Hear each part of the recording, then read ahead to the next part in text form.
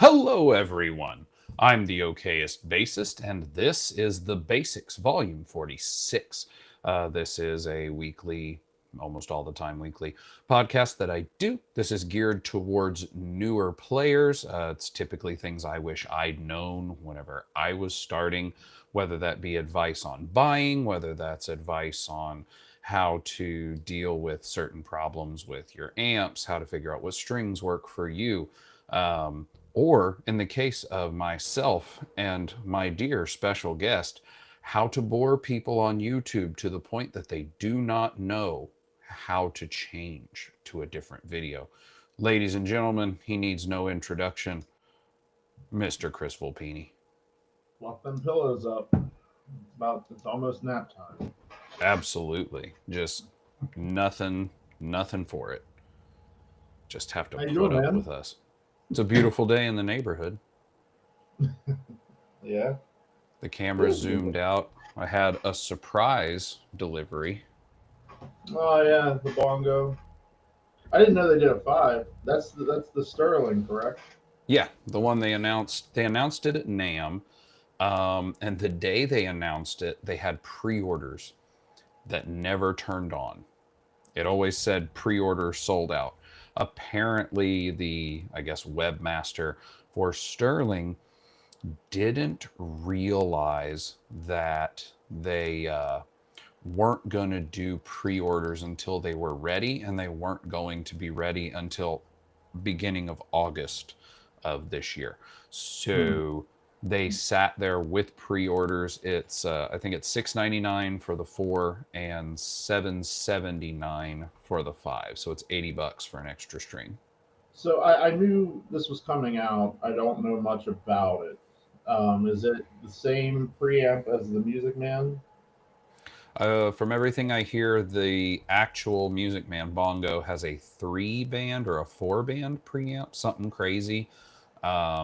This Well, one has a 2-band, so it has the volume, pan, treble, bass, I believe. I love the think that's- finish. Yeah, it comes in stealth black, which is a like matte metallic looking thing, and then this, and I really liked this color. So, and I like that they gave it a like Music Man-esque bridge. It's not the like the Sterling that has the extra like inch worth of metal off the end of it. Have Um, you have you ever played the Music Man version? no, I've never played a Music Man at all. I've only ever Oh messed wow. with Okay. Sterlings. So I had a four-string bongo that was a HS config, like a Lakeland HS configuration, and then I had a six-string that was an HH like yours. And it just never was. I could never the six string. The HH configuration. I can get that to where I like it. The HS I could not. I just could not get that thing to sound the way I wanted it to. I don't have a great history with music, man. My I big like thing the on way other this, people sound on. I Like I had think it asked. sounds fantastic when she's playing one, but there's just something Well, about I the mean, when I think that's every bass. she does typically sound pretty good. But I just think that there's something about my technique or something that just I don't like the way I sound on anything but the Saber, but they don't make the Saber anymore. So I whenever this was coming out, I'd messaged Sterling by Music Man and asked them like, okay, I know there's a preamp. yeah, Is there like a push pull for passive? Because again, if a battery dies and you don't have that, to me, that's a stupid thing not to have in your wiring. Because if someone is playing, I mean, if you imagine that someone's going to get something for gigging, your battery dies. Now, granted, all you got to do is make sure to regularly change your batteries. But still, yeah, that's like kind of in what the event that you don't, if you get lazy and you don't do the thing and it dies, do you have an option? And all they sent back to me was no. Like, so. no. So I sent back, okay, are the pickups active or passive? And they sent back like a copy paste of the Sterling by Music Man Bongo 5 has a two band active preamp. And I was like, but are the pickups passive? Pickups are active. Could they be bypassed? Could the EQ be bypassed? And finally someone sent back, they are passive pickups, but there is no bypass. Hope this helps. Goodbye. And that was it. So I'm Um, I'm going to look at maybe putting a switch myself, more likely going to go to the local luthier tech person and be like, so hey, forgive me. Is this Ernie Ball customer service or Sterling?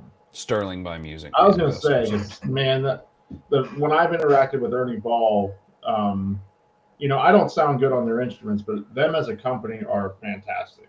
Uh, the few times that I've interacted with Ernie Ball customer service, they've been no, I have zero complaints. Well, like Sterling by Music Man, when they were having all of their problems with the I think it was just on the Ray 34s when they had the whole tuning head fiasco where they had a whole set of multiple instruments that came out and all of the tuning machines were stripping.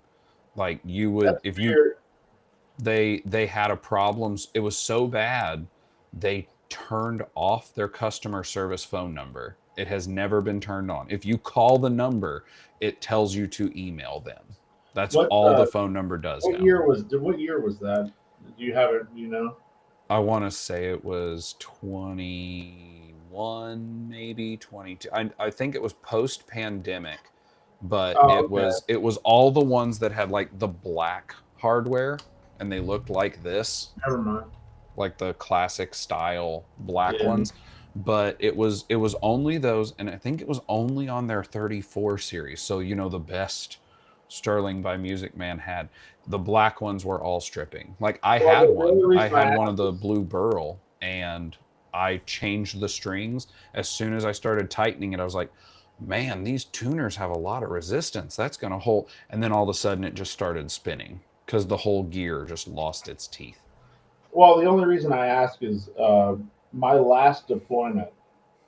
We had a music room, and they had somebody was a bass player, somebody that was in charge of that music room, because there were more basses than guitars. It was like, As there should be. well, I mean, I liked it, but at the same point, if I was doing a music room, I probably would not have done that. But anyway, they had a Warwick Star bass, which was weird. No idea. Like all Um, 5 pickup version. Wait, what now? No, Are no, you no, talking not about? the Bootsy, the Star Oh, Base, the semi-hollow. I was thinking the It one was that's shaped like a star.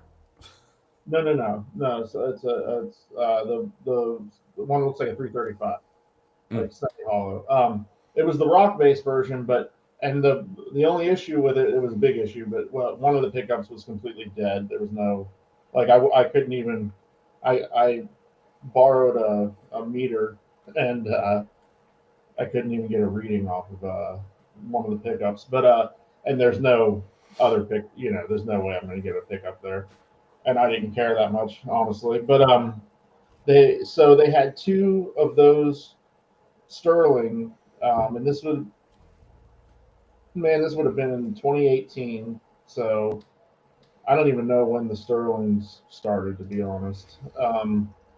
But it was the so they couldn't have been that old. But that was the I had to Frankenstein it together because the like just different parts. And I'm terrible at soldering, but I did put a new pickup in that one, and it it worked. It didn't look good. My solder job didn't look good, but it worked. And but that kept happening. The tuners kept stripping out, and I would just, I mean, I had double. All the tuners on both bases worked fine, so I had double. But I think I had to change like two or three of them because they kept stripping out. hmm. And then I was trying to fix one of the ones I had swapped out, and the whole it was made out of pot metal or something. It just broke. Yeah, it was weird because, like these, all of the surface was black. But then when I'd started doing the string change and I started tuning it up and I looked to the back, all I saw was silver glitter everywhere as it was just dissolving. Hmm. And I went on, of course, I go online. I'm like, what did I do? And can I buy a new tuner? Because of course I'm not gonna I reached back to I think that one I bought from Musician's Friend, so I reached back to Carol, who I always use, extension 2450 if you want to call Musician's Friend, talk to Carol. And But I don't even look at Musician's Friend anymore. well, they have some good deals on some used stuff, but Use stuff on Musician's Friend. they're owned by Guitar Center, so you can buy it on Musician's Friend and get the same price as Guitar Center's I knew website. that, but I guess I just haven't been on that website. I mean, it's Yeah.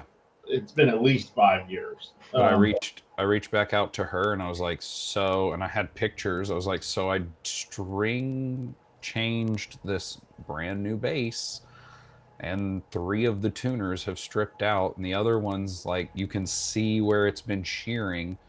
What do I do? And she reached out, I guess. Sterling by Music Man, I guess, didn't even answer her.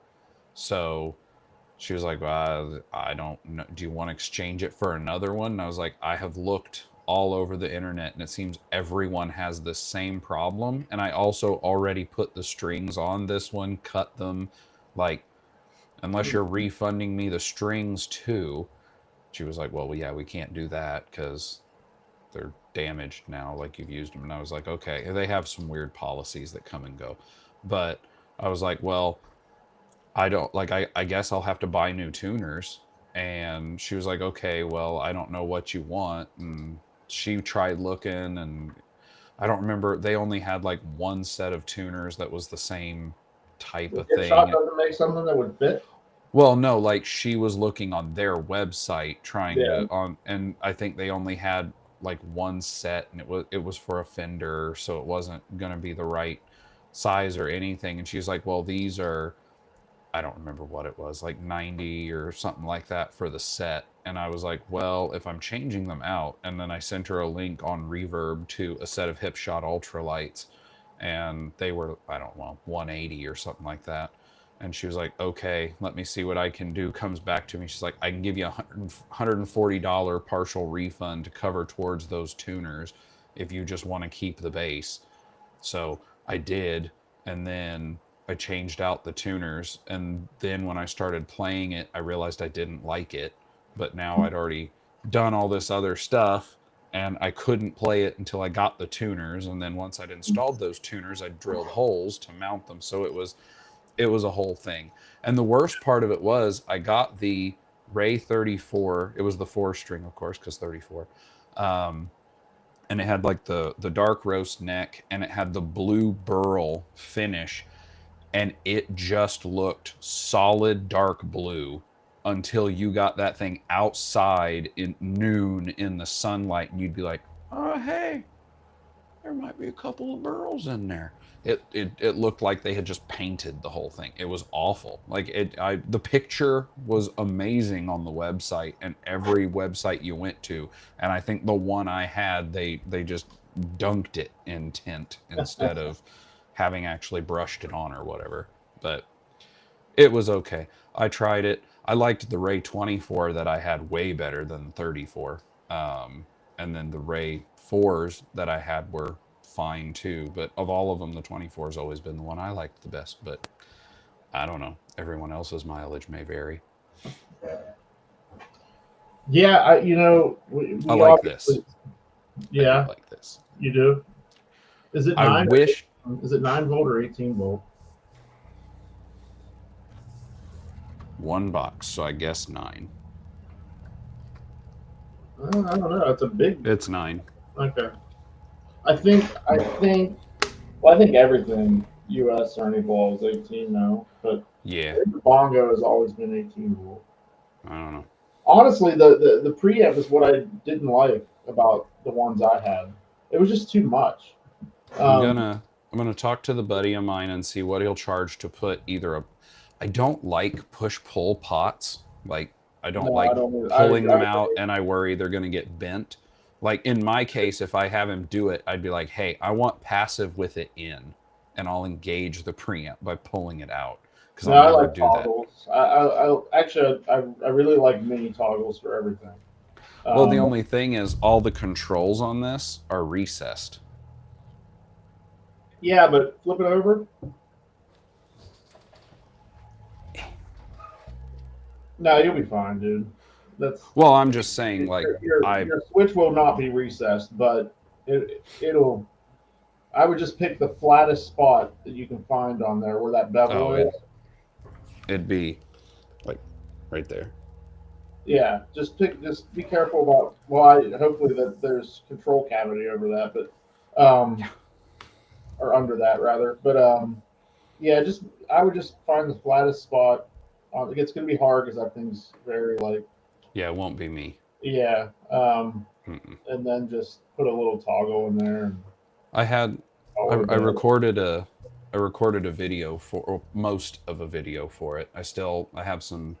My brother-in-law's a graphic designer and media creation person. That's what he does for a living, and he's given me some stuff he wants me to do, and he's been helping come up with ideas.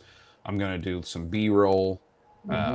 So that I can put that over parts where I'm talking and just so there's something extra to look at beyond me. Pretty as I am, they might want some distraction. But like my complaints are always like petty and weird. I absolutely hate. I don't know if you can see it. Put it over my head and you can because it's shiny. The cavity cover is mounted to the outside. They didn't recess the cavity cover. I know that's petty, but it's still annoying.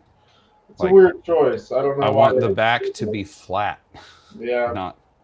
I don't know why they didn't do that. That's like unless the electronics. Honestly, I don't know how petty that is because that's just weird. It's weird that they didn't do it. All I can imagine is that the pots are just a little bit too thick at some point, and they're like, you know what? It costs extra to CNC that extra row. I don't know. It's a weird choice. It's a weird choice. It's a choice. I don't think. Now you got me looking at all my stuff. I don't have a lot of active stuff though. Yeah, I'm gonna see what. Just for ooh,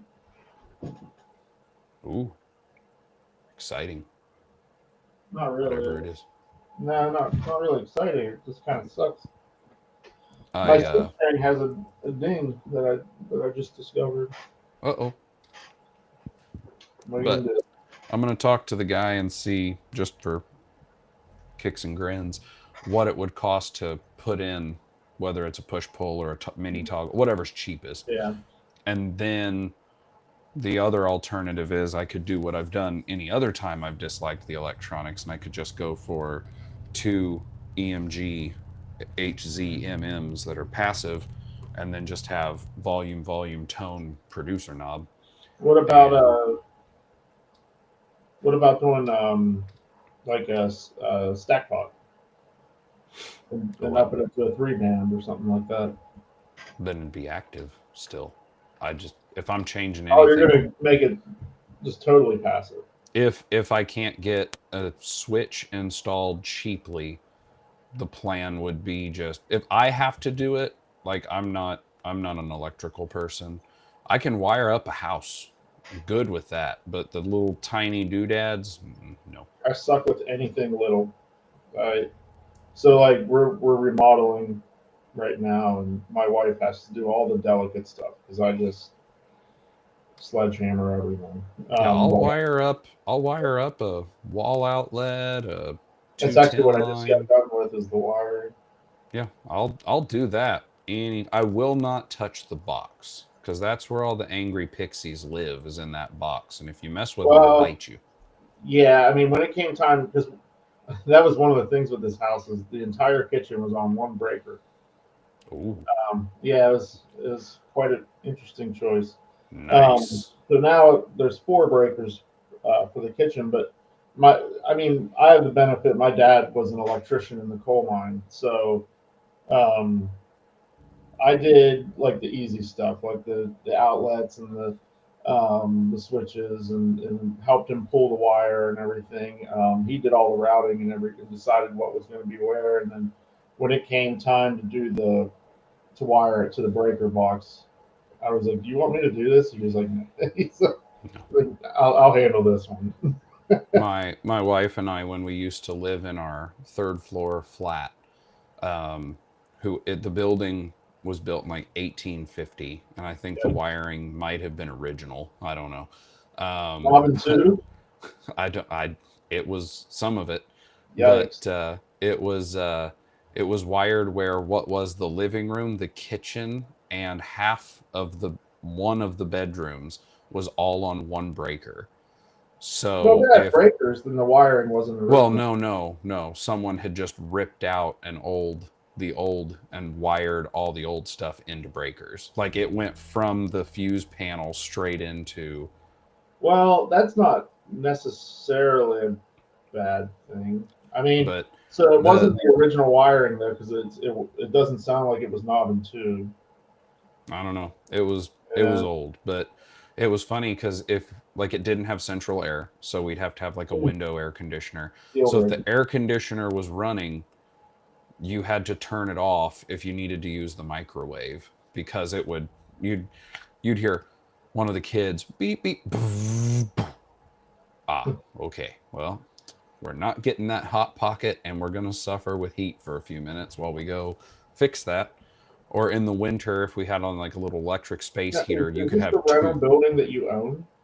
Mhm. Don't you own a rental building? Okay, That's that one. okay, Yeah. cool. It was the thing that we had to do whenever we got our two girls back, and my wife was pregnant, and we were like, "Oh, one bedroom not going to work the best. We need more space." So we took the entire third floor and made it a 5-bedroom flat. And you got your wait, what now? You got your girls back? Is that My what two oldest are not mine or my wife's. They're her by birth. They're her nieces, but she had raised them. But their father's Navy, which is the only branch of the military that will let you be a single parent on base with your kids. So he took them, and then a whole bunch of stuff happened, and we got them back. So they gotcha. came back. They came back to stay with us. Um, and then yeah, we needed to make sure that there was enough room for people to not, murder each other from proximity. So we renovated a lot. not to your extent. Like we didn't tear down to studs because most of the walls were like inch thick plaster and laths. Yeah, So mine too. It yeah, sucks. nah, no. It literally is inch thick plaster, and I keep buying these. I don't know. I really am because the only room left to do that in would be the bathroom, but I'm really just kind of like, can we just stick new drywall over it and call it Yeah, a day? we had I one of our really don't want rooms, to do this. one of the walls that was against the exterior wall. Um, we didn't know this when we bought it because it was the only south facing wall on the building, but it was all the way at the third floor Mm, because it was a floor higher than the neighboring building. mhm, And when we went in and looked at it, it was awful. Like, I won't even go into details, but they'd left all the windows open, and you can imagine what happened over the course of like 5 years on the third floor. But there was an old window, and we basically knocked the window out and sealed and bolted a door because we had to have masons come in and tuck point the entire wall because water was getting in because half the mortar was gone. Well, when we got inside after they did the tuck pointing, they were like, just so you know, at some points we saw the lath like against the brick.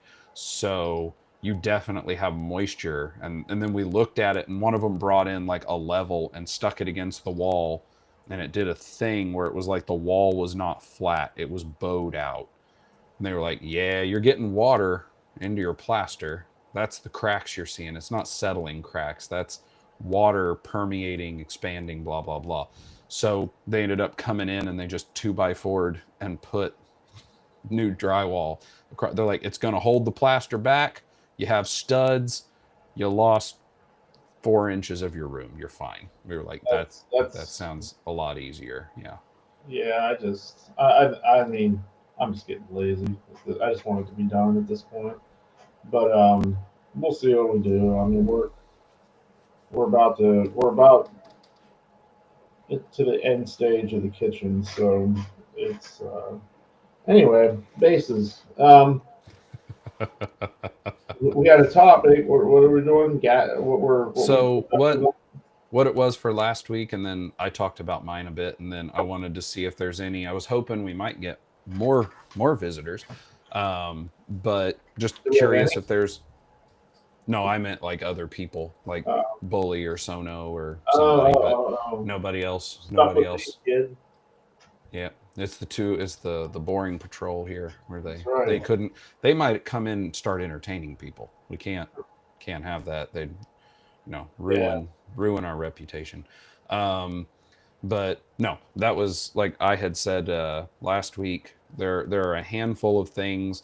Like there's always like the hey, if I had stupid throwaway money, what I would get. But like in my case, I really want. I have the Positive Grid Spark 2. So I would either like to get the cab so that I have that 10-inch speaker, which is everything I read better for bass, obviously, than the like couple of 4 inches that are in the Spark 2.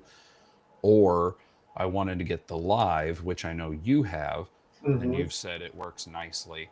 I thought about it because every, at least once a year, my church will do an outside service.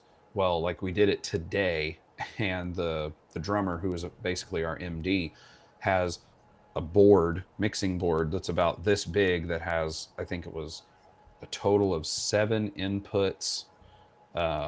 Like four of them are XLR, the others are for 1/4 inch, but it doesn't have the headroom to do much more than for singers. And then he had the iPad hooked in for tracks, because the stage was maybe 8 by 12, so there was not room for others. There were 5 singers, and that was it. Yeah. Um, But well, he you play guitar sometimes too, right? yeah. Well, but the positive grid, the one you have is probably fine for both. Thinking of it.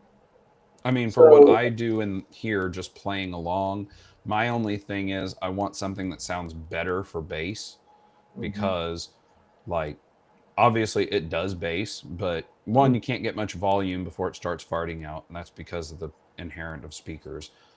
Especially if you're hitting a low B, there's that does not have a whole lot before it starts buzzing or farting out. Mm. Um, the cab is supposed to be a lot better for it, and then the live is of course made for a PA system, full spectrum, whatever. Um, and I had very much considered just getting the cab until my friend Tim from Sweetwater messaged me today and said, "Hey, we had a live come in. I know it's on your wish list on the website. Like we had a live come in, and it's open box, regular price is whatever, 550. I Mm. can get it to you for less than 5, like shipped How much is the everything." cab? Huh? How much is the just the cabinet? The cab by itself, I think, are 3. So you're spending almost double. You're Well, getting more capability with the live, but not like a lot more. I well, don't know. my big, I mean, and that's the thing. He said he can send it out. If I don't like it, obviously I can send it back, no charge. So I'm going to try it and see if it sounds way different. If it doesn't, then I'll send it back and maybe just order a cab, because he can knock a couple bucks off the cab too. But Yeah, I really want to know. I've never gotten 100% straight answer on it. If that cab can hook up to the live, I don't think it can.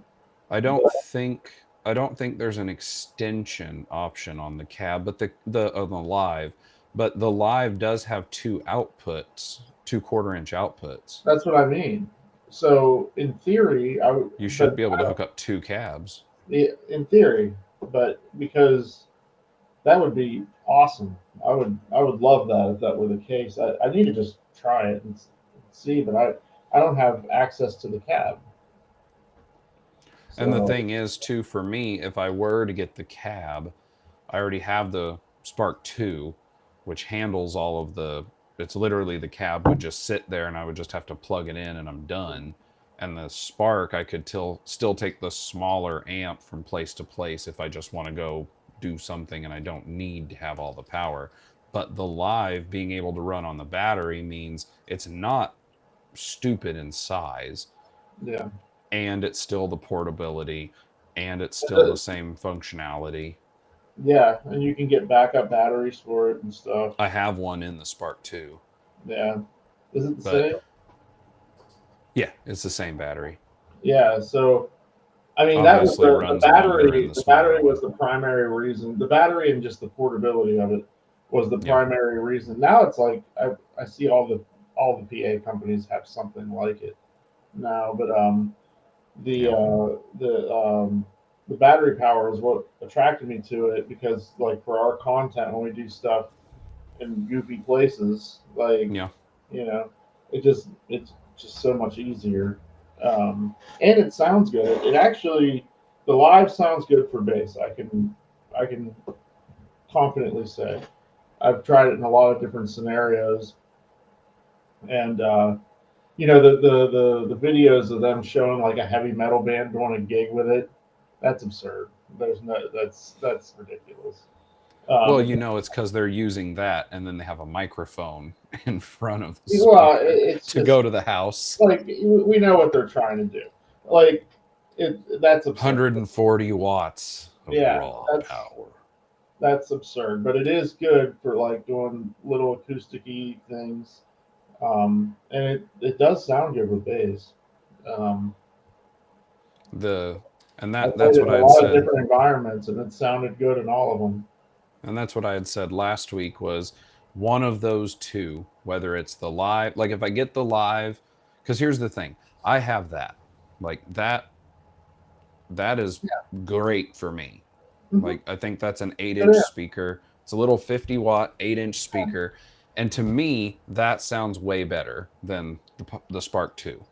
However, the Spark 2 does have the modeling fun where I can go in there and put the whatever, the hmm. GK voicing, I can do the orange voicing, I can do the Fender voicing, and then if I'm playing something, if I ever decide to do real content that's like fancy, I could be like, hey, here's my blah blah blah, instead of what I do now, which is literally just a straight DI, because that's what I prefer because it's easy.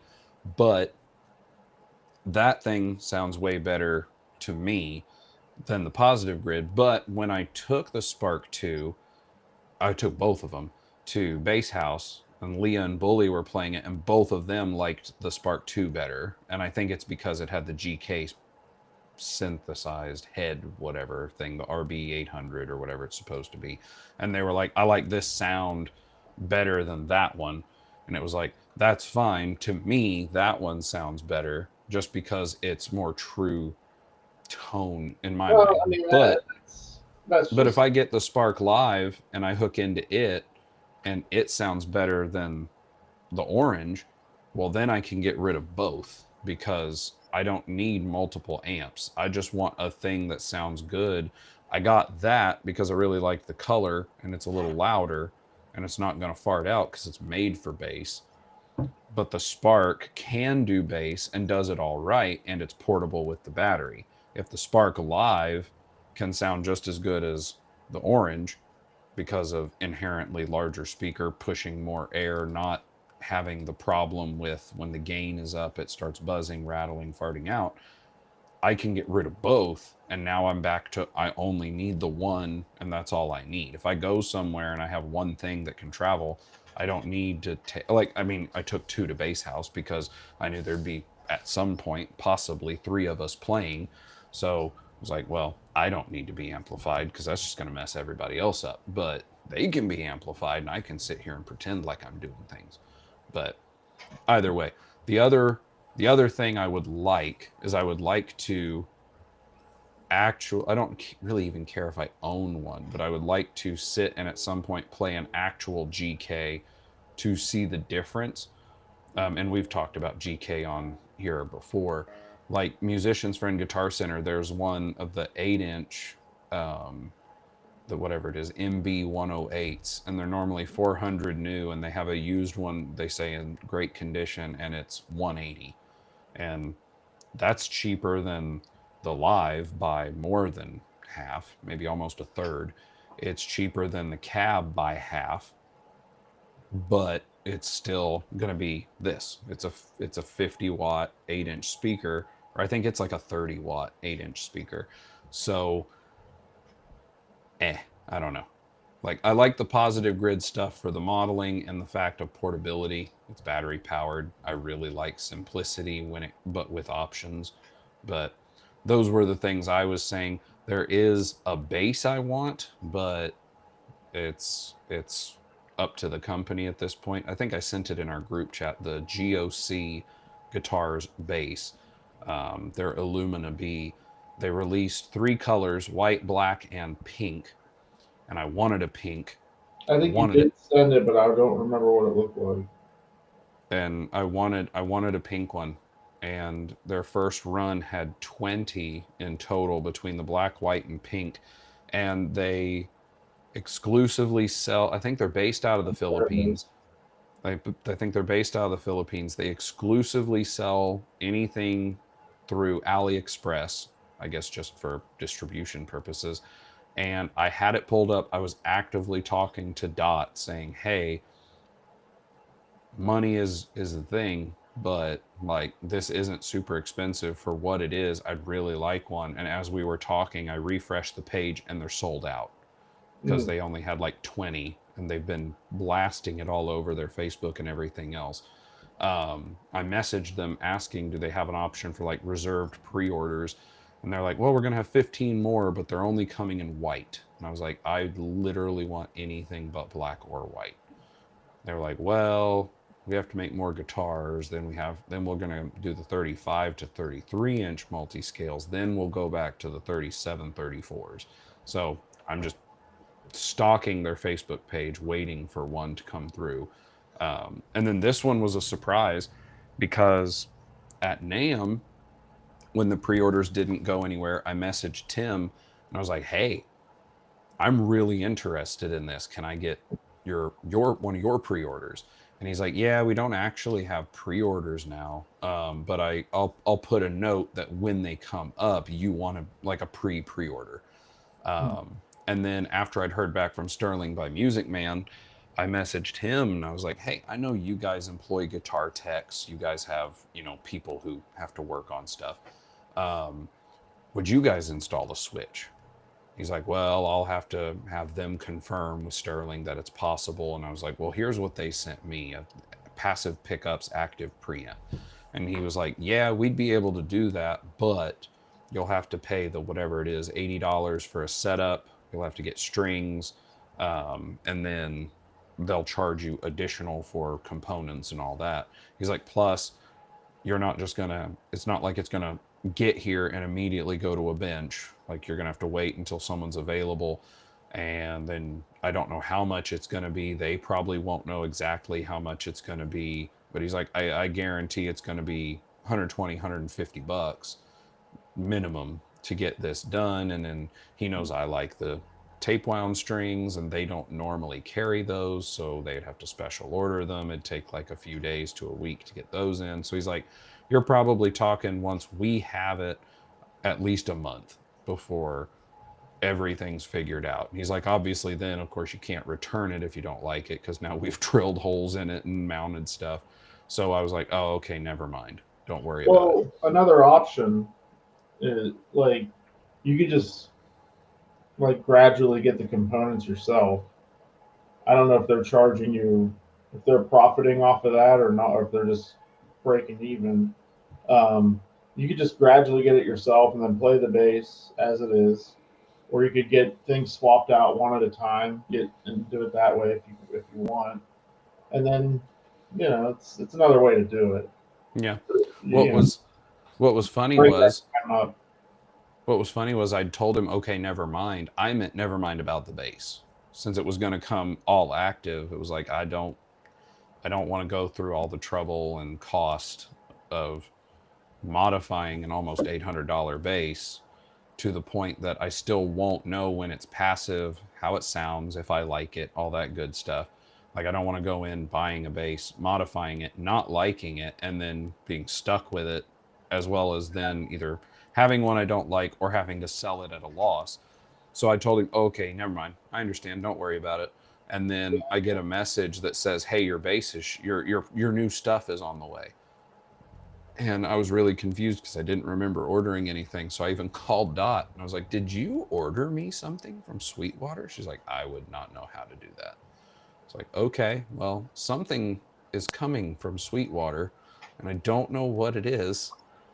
And then I got the email of here's the pictures of your new thing, and I was like, oh, okay. Well, the pre-order went through. They must have gotten them in stock, and I got it and I like it. So now I have the Ibanez with the green strings listed for sale, and I happened to have a case that perfectly fits it that is an Ibanez that came for a different multi-scale that I didn't remember I had the case when I sold the other bass. So Nice. now I have it listed, and then when it sells, it will basically help pay for this. And then Sono's going to buy back his fretless EHB because I never play it. I thought I That was would. mine at one point. Oh, wasn't? Hmm. He bought it from you? No, so I forget how it shook out, but Leah owed me about whatever that bass cost.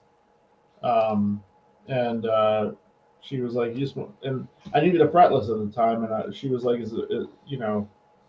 I said, "If you have anything fretless," I said, "I need a fretless right now." And so we made the deal on that, and then at the first so-called bass house in Hacienda Heights at Nam, uh, instead of like dealing with shipping and everything, I was like, look, like I'll bring a bass out and or I'll bring a case out and just take it home. And that's what we did.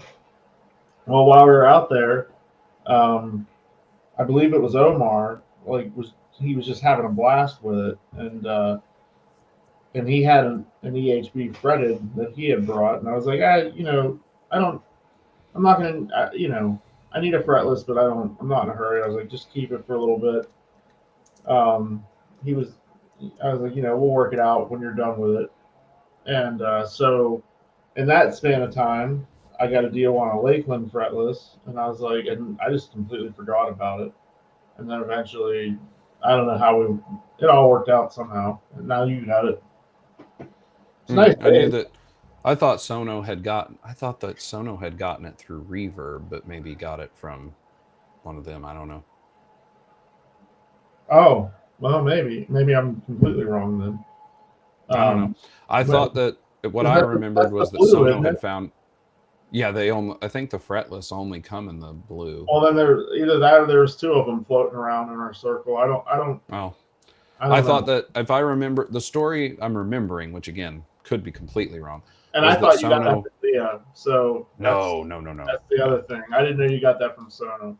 No, I got it from Sono. I think he got it just on a good deal on Reverb, and then he Oh, sold okay, it to my me. bad.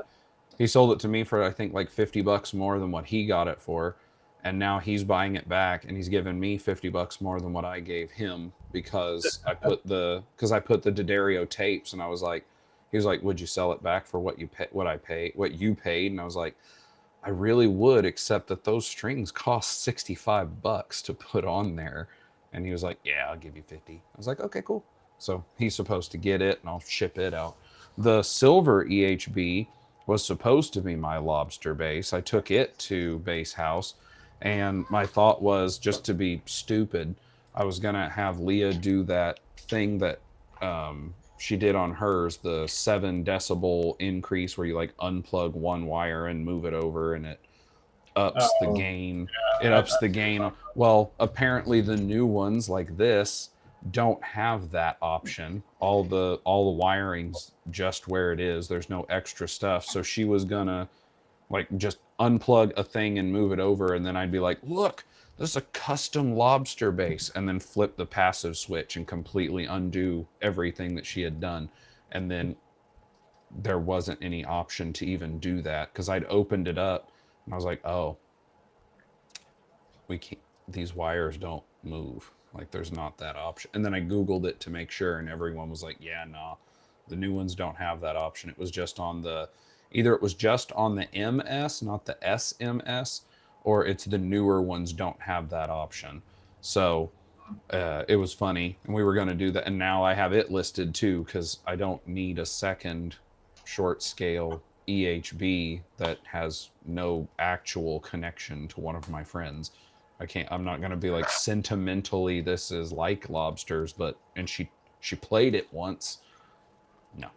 So, it's listed too for all three of the people watching live. You too can own an EHB that has been touched by low-end lobster and unfortunately by me. But it does have tape wounds on it, so you're welcome. yeah. Please buy it.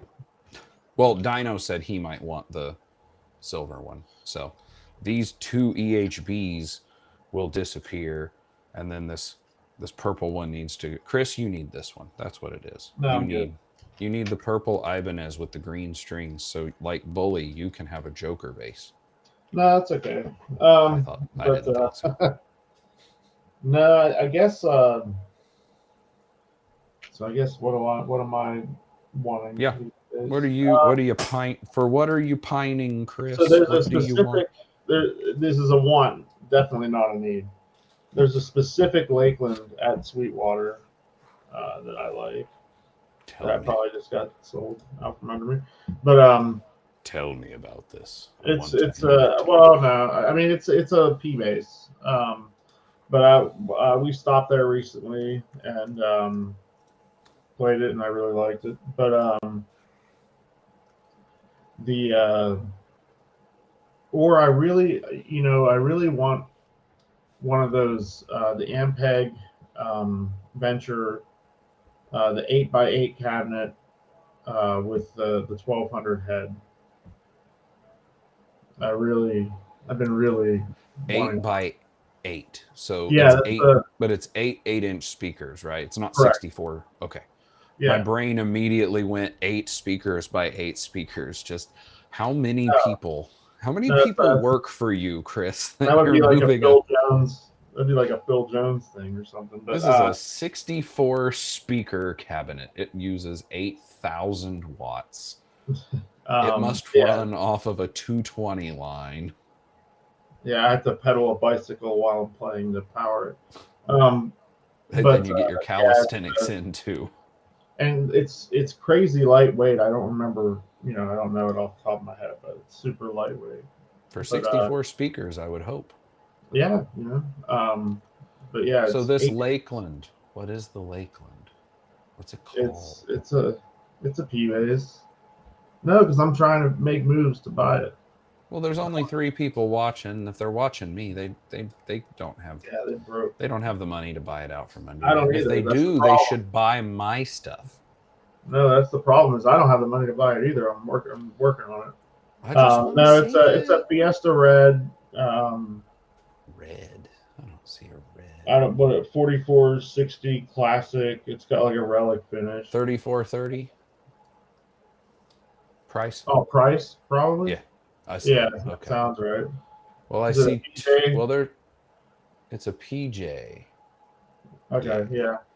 I sees it. Yep. See it. Oh, it's one of those. See, again, my tastes are always different than everybody. I hate relics. I don't care. I'm neutral on them. I don't like them or hate them. I have a lot I of hate them. relics. I won't pay Well, extra for it, but like I a Novo that's how they come. Um, the Lakeland, that's like a special thing that they do for Sweetwater. Um, and what they're I just the ones they drop at the factory. This one's a Sweetwater exclusive. no, but it was like it was I like the colors, and when they came out, I was like I like the colors, and I like that it had a roasted neck. I don't know, I think we've talked about it before. I don't know if the roasted neck does anything for stability. Um, every U.S. Lakeland I've had has had a super stable neck, and this one does too. Um, so whatever. But I like the way they look, and I like the way they feel. So I was like, well, and they weren't charging any more than the typical. That's like the entry level U.S. Lakeland is the whatever, and so they weren't charging any more, and you were getting the roasted neck.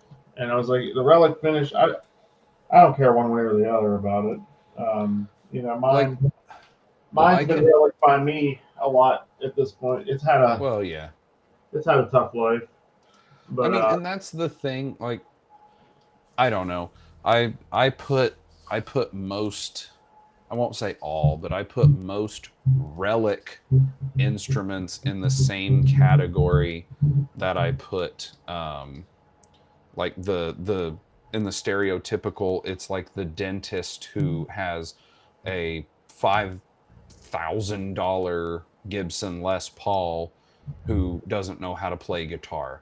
I look at relic instruments and I'm like, you're whether you're paying extra or not, you're still paying for an instrument that is pre-damaged so that it looks like it's old and that you've done stuff to it. I understand relics only in a functional standpoint of this instrument is all like I think it was Johnny at one point who had said he liked relic instruments because then once he smacks it into something and dings it up, it's like, nope, just add into the finish.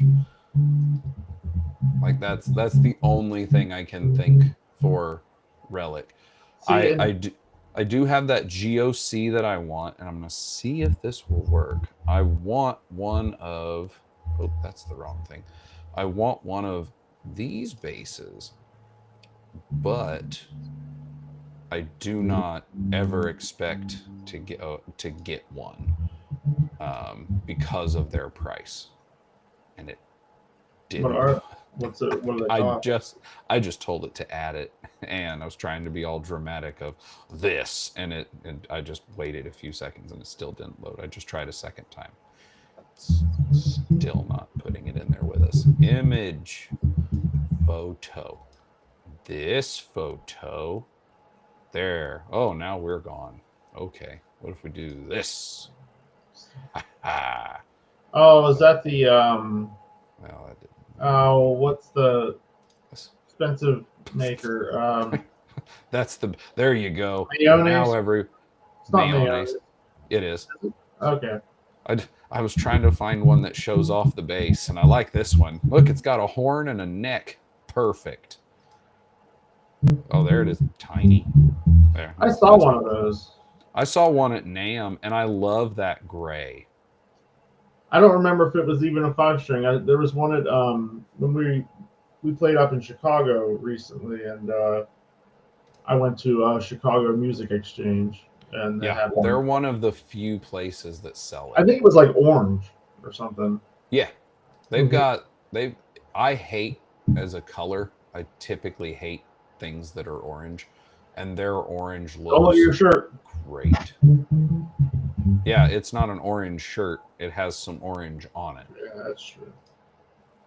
But it's called the Mayones. It's the Ori, O-R-I. Well, it's it's their Dingwall or whatever, but yeah. Oh yeah, it's the same. It's funny because at NAMM, I keep having to screenshot so that I can share what my screen looks like. But when we were at NAMM, it was really funny because Dingwall are, of course, in the boutique builders section. Now it worked first try there. Those are the colors. I think it's working. Now it tells me it's uploading an image. Can you see it? Yeah, it was definitely that orange color. But it's so funny because you have Dingwall's right here in the boutique, like, base building area. The exact opposite corner of this, like, maybe 100 by 100 feet area is Mayones, and they have it like on their wall, biggest display thing they have, and it's a 37 to 34 multi-scale with 3 pickups. It was just, I was like, Dingwall, Mayones.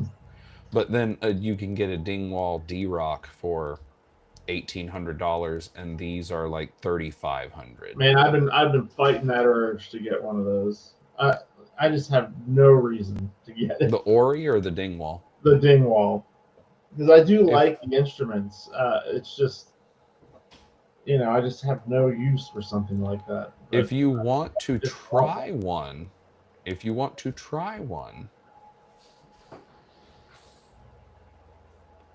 oh yeah, I can send it. Bully liked it. Leah seemed to like it. I mean, I'm in a D-Rock. Her Dingwall is the gold one. It's a good one. But if you want to try it, either that or you just. Are we still looking at you swinging down here after a show in Chicago? I mean, I already played that show, but I mean. Oh well, that's probably a no. No, actually, the promoter we work with, it may not be. You really just need to get a show in St. Louis, because that's an hour and a half. Well, I mean, there's no place we don't want to play, but we'll play anywhere except as long as they pay enough. This town. But no, we're working with this promoter. There's a few festivals out there that we're pushing to get into that we think we're a good fit for. Are they in St. Louis? No, they're in Chicago. But if we book a good anchor date in Chicago, it's not hard to do a support date in St. Louis area.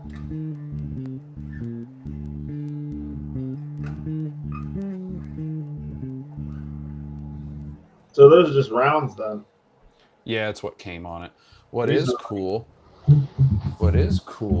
is this, which this is, as soon as this came in is when I messaged you about the flats, the SITs, because I was thinking, now this is, They went out. It took years, but I don't know if you can read it. The bottom. It just says beta sample. I can't really read those. So D'Addario reached out and asked if I wanted to beta test bass strings for them. So this is a set of 45 to 130 I'm pretty sure they're rounds. It says they're nickel strings, so I'm guessing they're rounds. But they sent those to me, so I thought, well, I now have a flat response instrument. Flat response. I just have a single instrument that I can keep changing strings on and do my own. Hey, here's some strings. Here's the same crappy player playing those strings. See if they Oh, sound differently.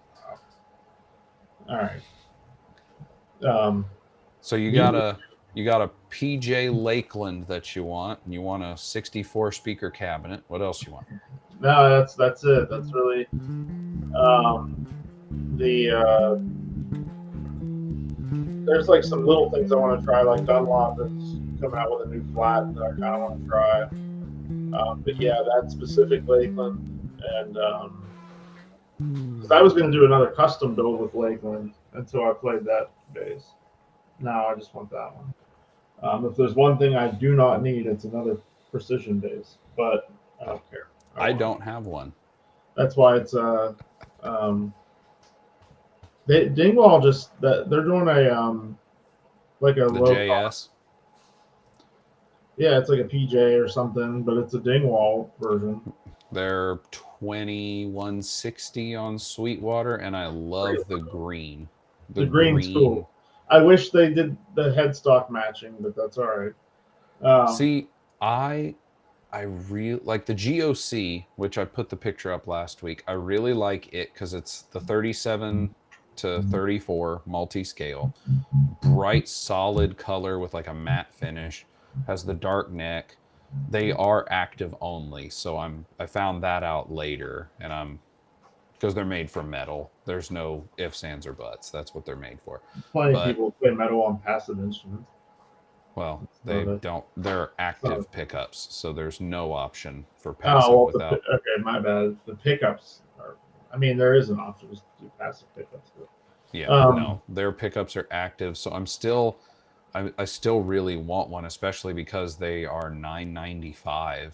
Like hmm. that's a heck of a Oh, price. there is something else I want that I'll probably end up getting pretty soon, but a Reverend Sentinel because I'm Those are switching. the bases that hunt down X-Men. I remember that. Yeah, um, because I'm switching to mostly like precision style basses for live work. Just because it's this band plays in a lot of different type of one day we're in a tent, one day we're on a stage, one day we're in a corner, and it's just like P basses they sound good in every environment. It's just easier to get them. So I'm kind of switching to that mostly. So I have I've been taking a lot of pictures of it lately. That Michelle and Dege cello, um, that white and gold Reverend bass, and it's that's basically a P bass with an upside down headstock.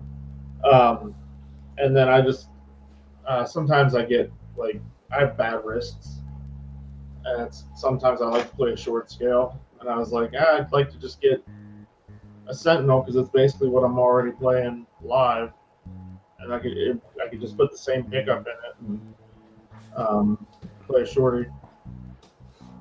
So I'll probably But you end said up. that's one you plan to get already. Yeah, that one's probably going to happen. The Lakeland is kind of a pipe dream right now. Um, I actually put my Novo up for sale, and if it sells, I'm going to get the Lakeland. Um, but if not, then I like the Novo too. It's good. Um, but yeah, that's really it. So Sentinel, uh, that Ampeg rig. I mean, I love Trickfish, but that Ampeg rig's really cool. Um, and the Lakeland. See, the only other thing, I guess I can't really say I have gas for it because it doesn't exist yet. But when Johnny and Chris had Sheldon Dingwall on their podcast, they have the thing for patrons, and I'm one of them, that they get to ask questions of the guest. And I'd put, of course, what? Are you going to have a headless? And he said, yes, we're already designing one. But he said, I have learned never to give expected dates because people find them and then they hound you for years on why isn't the thing out when you said it would be.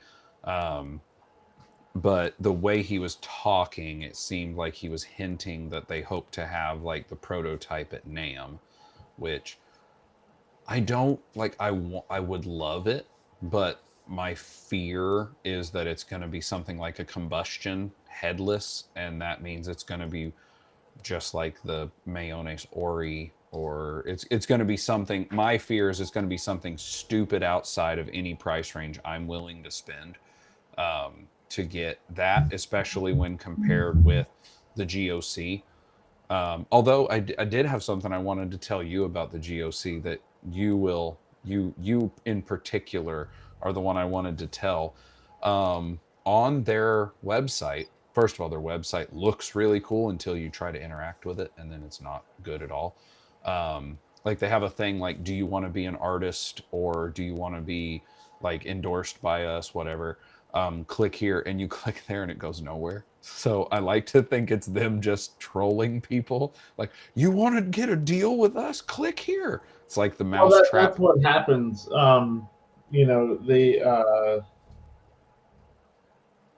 anytime there's a new company, it's just like these bands, like these sponsor whores they go after them, and it is annoying. Like I was in that industry for a little bit, and it was just the amount of people just trying to get free shit is amazing. I'm trying to find their policy. I'm looking at it right now. It says, do you accept endorsers? It's on their FAQ. Yes, we do. Please refer to our endorsement page. And you click it, and it's just a okay. Hey, they fixed it. Never mind, because now it actually has a thing where you can give your email to sign up with their newsletter. Before it did nothing. But anyway, where are they? You said they're Indonesian. I think they're based out of the Philippines, because they have on Facebook they have GOC official, and then they have GOC Philippines official, and the Philippines official channel seems to answer almost everything where the other official channel doesn't. I think they're owned by a company in the US, and then Philippines is like their official yeah, the Philippines is the distributor. And the person who runs that is definitely way more responsive. But it's funny because I can't find it now, and it's in here somewhere. But there's a thing with their like artists. It says proudly American designed and maintained is how they describe. So I'm presuming there's some guy who lives in the US who draws the stuff up and then like draws their stuff up again. Either way, I mean, there are people who they hear American involvement, that means it must be better. But it's funny because on one of their pages for artists, I was reading it, and it was like, if you remember when I asked you about being a Reverend sponsored and all, or like a Reverend artist and stuff, I was like, okay, yeah. Does that mean you have to only play Reverend at your shows? And you were like, no. GOC on one of their pages says something like, if you want to be a GOC artist, you have to agree that any public appearance is only with our instrument. And I was like, if y'all are giving me all of these instruments for free, I 100% agree that every show I play at my church and anywhere else will be with your instrument. However, I just saw it and I was like, if you're a small company and you're trying to get your name out there, I can understand that. Like, hey, we don't want it to be like, oh, Chris Volpini of this band is, you know, a GOC artist. Here he is playing a Reverend. So I can understand it, but on that same note, after the way you explained it, like, again, I can only surmise that it is, we are giving you instrument or two in case one gets broken kind of thing, and you only play it because we gave you this instrument that cost us, you know, that would sell for $1,000. But I found it interesting because, like, what are they going to do? Like, here, we gave you this instrument. Okay, we're never giving you another free instrument because we saw you on Facebook playing a Fender. In theory, they could sue you for the cost of the instrument. I mean, in theory, would they actually pursue it? I don't know. I'm not a lawyer, but Is it it's worth the amount of lawyer fees? probably not. Probably not. But if enough people did it, Oh, yeah. um, Or it they could add pull up. a glary and they dox you. Well, Don't send I was, anything to this person. yeah. I No, I play what I want to play at any given show. It's I like 99% of the time I choose Reverend because I like them for live work. Um, My son has asked me to show this to the teacher. well, let me go find somebody teaching something. Well, I don't know. He's hiding under my piano desk Okay. and asked Um, me to show that to the teacher. So Mom said I should make the beach. oh, but okay. if I don't know, I don't think I would want anything that formal. I mean, like, again, if I ever get this artist relations page to reload the way it did a minute ago, like I 100% would agree, because I'm not you. I don't like make money out of going and doing shows that cost people to go there. I play at church when they let me. So, like, if they were like, hey, yeah, you want one of these freaking hot Barbie pink basses with a 37, 34-inch multi-scale, you can only play it when people are there. I'm sure I'll play that thing at church. That's a hilarious image in my head of you playing that bass at a church. But I'd do it. yeah, played, yeah, except for my Sauron bass, I've played every bass here except the purple. I have not played the Ibanez with the green strings. The rest of them have all been played at church. The most I've gotten is, why the bar is not straight on the long part. That's the most I've gotten. Where's the top? Where'd the top go? Oh, fell off. Turned out it wasn't needed. So yeah, that's fine. So you're wanting some sort of either cabinet or positive grid live, and Well, the live's apparently on the way. He was able to get that, and it should be on probably here sometime this week for me to try. And then I would like to try a GK. I don't care if I own one. I would like to try one just to see, do I think it would be better than the other stuff. A headless Dingwall will definitely be on the list, but I'm sure its price is, because I don't expect them to do any new body design. I suspect they're going to do a combustion as headless. So outside of you that, could argue that they just did do a new body design, so they may be in that mode right now. oh, with the P. Well, yeah, that's not. It's new for combustion. It's not new Dingwall, but it is a new body shape. Yeah, and so it they could may be. be in that mode right now. Every Cool. manufacturer goes and runs of what they modify and what they build, and that it might just be new body shape season.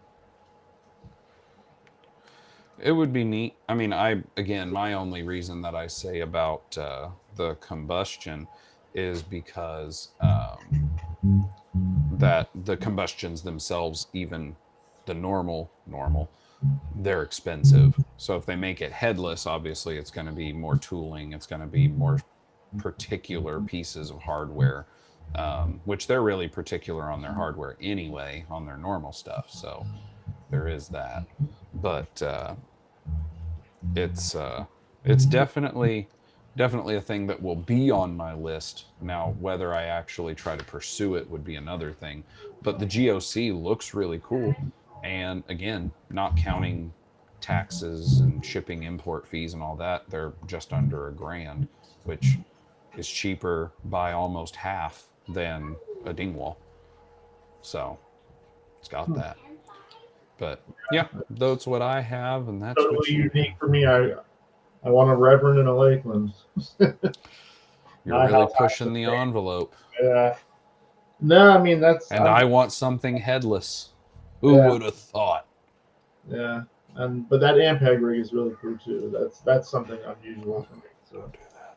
I love the Venture series. Hot. They did a really great job with it. You know, my favorite amp is my Trickfish, but those the Ampeg Venture series and the Rockets, I really like those. I think those are good amps.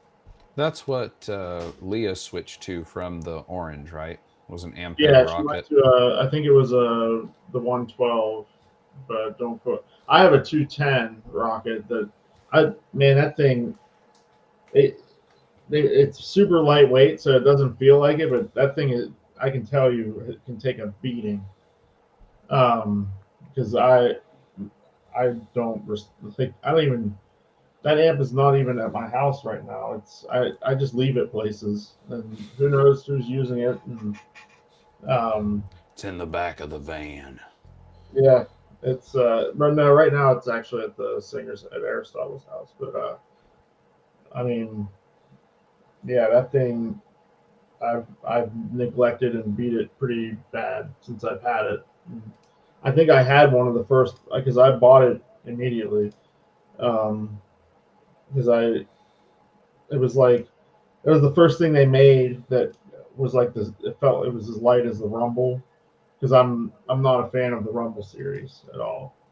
Um, it's just not my cup of tea. But when Ampeg came out with something, it was like, okay, this one actually sounds good. Um, so I was immediately bought it, and I've been beating it ever since. We've had one person. We've had a couple of comments. Oh, GV me Java, so I guess give me Java, said, "What's up, Travis and Chris?" I said hello. Pastor Groove said howdy. Bully said yo, because he had three O's.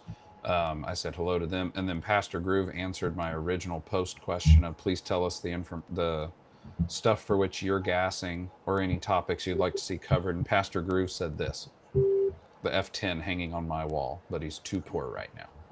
I think he said that last week too. He said he would have to have a good divorce attorney if he were to buy another bass. So yeah. you can buy it from me. I like it, but anything's for sale. I do like Yeah, it. I I'm wouldn't be able to tell this interested. one. I'm interested in, like, I have to figure out how to convince Leah to let me try one of the Sire headlesses that they sent her, but because I wanted to try them at NAMM, and I am not kidding, Chris. They were at least a cent. The strings were at least a centimeter off the final fret. Like Bully, Sono, Johnny, everyone who pulled it off the floof, everyone who pulled it off the wall was like, "Oh my god." And then of course we got like told to leave the booth by a guy who apparently worked there because they had some business to do while Bully was wanting to play, and we actually left and didn't become a problem. But like I went to go, it was one of the only things there I was willing They're to really pick up and play. Like that Bully and all of them, oh, pick that up and try it, see what you. No, no, the bass doesn't deserve that. It can stay there for people to play. That's fine. I'm not putting it through that. But I wanted to play one of those. And I don't like the design. I'm worried because the tuners stick out past the body. Like yeah. I mean, a good amount. I get that. That is weird.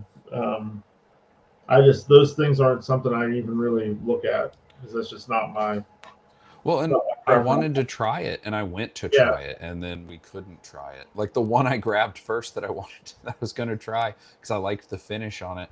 It was this is headless, multi-scale, fretless.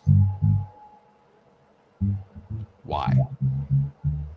They were getting rid of the headstock. They got rid of the frets. Next, it was going to be pickupless, I guess. I don't know. It's like iPhone. We're going to get rid of things all the time. Sold a Lakeland Skyline 5501 loaded with EMGs to get a Sire V524 fretless. mm. I don't know either of those things intimately. But good. I hope you're mean, happy. it depends. Sounds like, I mean, it's his. If he, only one got to be happy with it is him. Yeah. I mean, it's not a trade I would have made, but Well, he just said he sold one and then got that. Maybe he has extra yeah. money in his pocket. He's saving up to buy this F10 for me, Chris. Pastor, you need to buy this purple one or this EHB. That's what you need. Much cheaper.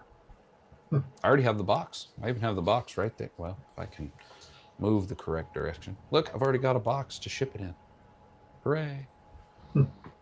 Buy this purple one. Minky deal. Somebody buy it. Please, somebody buy it. How's the closed 5-string? I haven't even gotten to play one yet. It's good.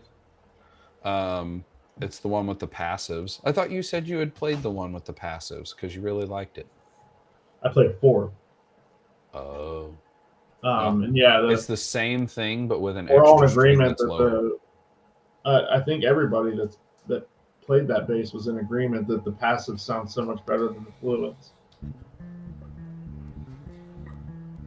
That's what I want. Is I just want to like the basic 5-string, or just the close pickups, and the volume tone. But That's what it has. This.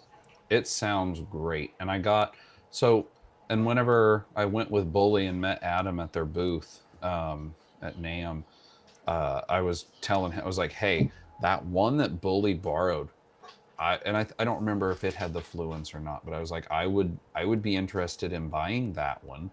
Like, it's already been borrowed by people. Like, I know it's not in perfect shape, and that's fine. And he was like, oh, okay, well, come back tomorrow and we'll see. I'll see what it cost us, and then we can talk about it. And we went back over there, and he was like, hey, I looked at that here, and he handed me a piece of paper and had a price on it, and I was like, what is this? He's like, oh, that's what we would want for the bass. And I was like, okay, I appreciate it, but you know, I figured these were going to be outside my price range. And he's like, oh, well, what were you thinking?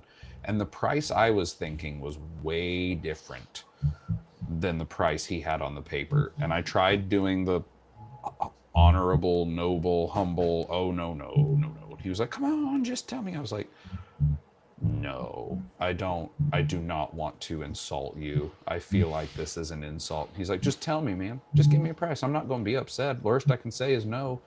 I told him my price, and he was like, I think we can do that. And I was astounded. And then they had a bunch of different basses and guitars, and I guess all of the basses they brought, they had only put 3 screws in each of the necks. So some of them they had sold, they had to like steal screws out of other ones. So they ended up having, I mean, they're packing them back anyway, and that's what they're made for, is the travel stuff. So he was like, hey, the one that Bully had, someone actually offered us, I don't remember what it was. It was like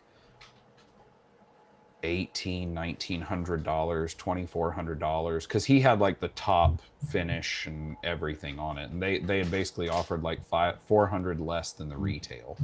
So I think it was like $2,400 or something, and they were like, so we already sold that one. And he was like, how about we just go back and we'll just make you one? And I was like, so I get a new one? That seems unfair for the price we agreed on. I was like, I'll take a B stock or something. He's like, okay, cool, I appreciate it. So they had the neck from this one there, and it's like right here, there's a scuff. And that's it. That's the only problem. You know, I don't have, the only thing I have is that jazz bass with the close neck. But it's about time for me to start that to be the new gigging bass. The one with the close? Yeah, because it'll be a lot of like outdoor fall gigs. Oh yeah. And that's specifically why I made that bass, was for this. And every year around this time I switch to it. So I don't know if you can even see it, that little bit of a scuff right where it like meets. You can't really tell. No, and that's the thing, man. Not even kidding. The last time I even looked at the closed space was it would have been when we went to Oklahoma City. I did a flyaway show in Oklahoma City, um, probably May, I want to say, and um, flew there, played that show. That was like it was an outdoor show, and it was over 100 degrees. You know, it was. And then a week later, we were in Snowshoe, West Virginia, and I don't know what the temperature was, but my hands went numb during the show, and the neck didn't move. So after that show, I think I played a couple more, and then I put it down, and I didn't pick it up again until the other day. I was like, well, I'm gonna get this. I was thinking it's about time to break this thing out, and I was gonna set it up, and I'm like looking at it, and I'm like, well, it looks pretty good, and I plugged it in. It was in tune. It didn't. I haven't looked at that bass in probably 6 months. Well, it's like this one. I think I haven't played this one in probably 2 weeks or now. Granted, it's just staying in one room, but yeah, this one was not. It's all over the place. One of the A string, which of course is the last tuner, was slightly out, and that's probably me having bumped it on something. But I mean it.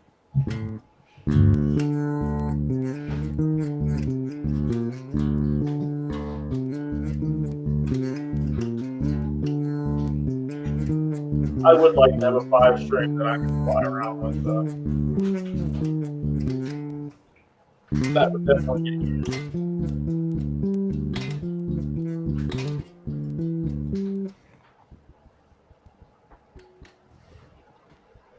Sounds fine to me. Yeah. No, I like that's the best sounding. It's just their pickups with the passive.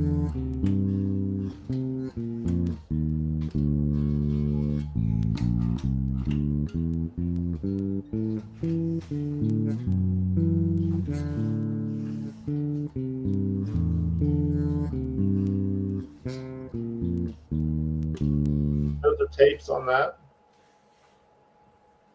Are they D'Addario or Labella or what? They're all D'Addario. I have two that have the Labellas. One is the Gear for Music I got from Johnny because it's a 36. I think it's a 36.3 to 33.8 multi-scale. So I guess they measured it in centimeters and then modified it. And then the F10 has them on it because I stole them from the F10 to go on Albedo because I wanted her to have because the ones on the F10, which came from Sweetwater, are the best by far tapes I've gotten from D'Addario. Like the texture on them is fantastic. That's the only D'Addario string I like, actually, is their tape wounds are really good. But my issue with them, every set I've ever had, they don't really stay in tune that well. I feel like if I play them live, I'm tuning a lot more than I am with like what I usually, SIT or actually that Michelle Indego cello. I just got regular 34-inch scale SIT strings. I have to get the extra longs because the E string isn't long enough for the Michelle. So right now it actually has DRs on it that I have laying around.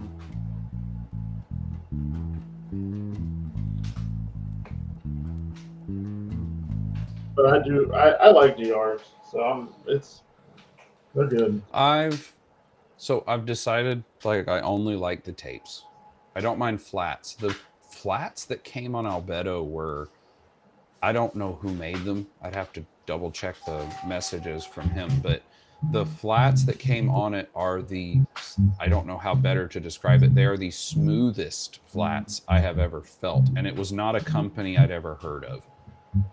started with an E. It was some company I'd never heard of. Like I had to, I don't know if they're even in the U.S. for like purchases. I think you'd have to have them imported, but they are ridiculously smooth. You said it started with an E? Pretty sure it started with an E. Hmm. It was some weird name. Like it wasn't like a name that I like, wasn't like an English style name or anything that was like something noticeable. It was some company I'd never heard of. But I kept them. Now granted that's Well, they're I not doubt mastic infilled. Hmm? It's a mastic infilled? I don't know what you just said. Okay, so you said European and E, it's Tomastic infilled. So there's a No. um,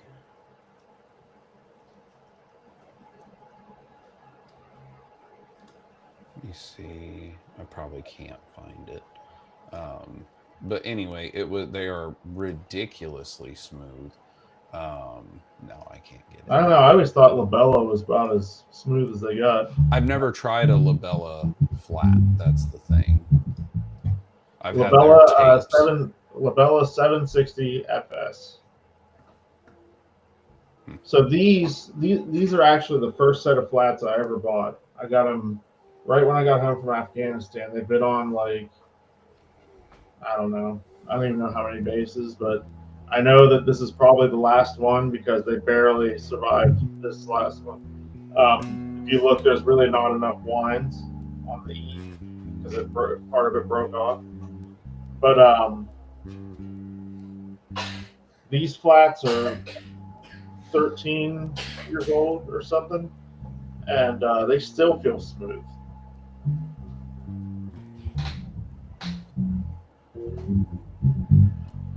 Because I mean, there's polished and unpolished. So like, if you get like a D'Addario or the SIT flats, those are unpolished, and they were like a satiny feel. Sometimes I like that better for live. That's why a lot of a lot of these basses that I don't play a lot of shows with have the Labellas, and a lot of the basses I play live with have the SITs because I like that feel better live. And I like the dead for recording. I like the dead Labella sound. These are actually Sadowski label, but Labella made all those strings. That's the first set of flats I ever bought. But they're, from what I can tell, they're basically just the 760 FSs, just 45 to 105 Labella flats. Well, my experience in strings is not that diverse. I played whatever came on. I geek out hard on strings. Well, yeah, that was kind of your thing too. Yeah. But like I played whatever came on the basses originally, and then there was an Ernie Ball flat that I tried. I want the Cobalt? I don't think so. Because I like their regular flat, but the Cobalts don't do it for me. I've tried them a number of times, and I can't get with them. But their regular flats are great. Ernie Ball Slinky flat wound. That's it. Like I think they've rebranded them or something, because now I know the packaging looks way different because we got them at the store that I work at. The ones I had the orange. I think they were just the regular Slinky flat wound. Yeah, I mean, it might be the Cobalts, because these say Cobalt on the picture I'm looking at. Yeah, those are the ones I don't like those ones. But well, they were just the first flat wound that I found when I was Googling that. I think they recently rebranded them because they just did that Pinot string, and so they're like, they're doing different string stuff now. But it's just like they're just called like smooth flats or something like that, and it's just their regular flat wound string. And I've tried them on a Mercalli, a Reverend Mercalli, and they sounded fine. Like they're good. I still prefer Labella and SIT, but I had tried. I used the rounds. I didn't like rounds. I didn't like how whatever you want to call them, grippy, tactile, whatever word you Well, want to I throw at think it. I think I could point you to some rounds that you would might like. You probably won't like better than. It sounds like you want stuff to be super smooth feeling. Yes. So, and no matter I what, want my fingies to be comfy. well, no matter what, it's not going to be as smooth as a tape or a flat. But if like there's some pretty smooth, it's the quarter wrap ratio that you're talking about, and if you want definitely get nickel if you want a smooth feel because stainless is pretty coarse. Um, but Dunlop strings have a very good like quarter wrap ratio. They feel very smooth. Just their regular. Um, they got a lot of fancy stuff out now, but just their regular nickel um, round one. I'll tell you what, if you have stuff you want me to try, you send it and I'll try it. There you go. I've got them But kind of connections. but I tried the Ernie Ball flats, and they were flat wound, so I liked them better. And then I don't remember what it was. Something about I got a pack of them, and it was messed up. And I think I tried reaching out and basically got no help. Um, I don't remember if it was to where I bought it from or if it was to their customer service, whatever.